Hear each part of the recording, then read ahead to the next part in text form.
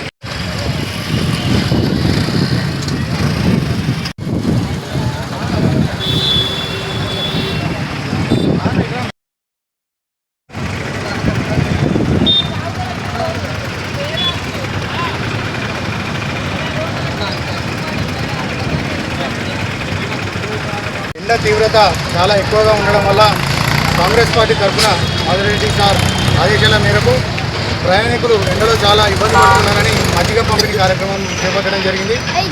ఎండ తీవ్రత ఎక్కువ ఉండడం వల్ల ప్రజలు నిర్లక్ష్యంగా ఉండకుండా ఉదయం 11 గంటల నుంచి సాయంత్రం 4 గంటల వరకు ఇంట్లోనే ఉండాలని కోరుకుంటూ, ఎక్కువగా నీళ్లు తాగుకుంటూ కొబ్బరి నీళ్లు, ఓఆర్ఎస్ లాంటివి మెయింటైన్ చేయాలని ఈ సందర్భంగా తెలియజేస్తున్నాం.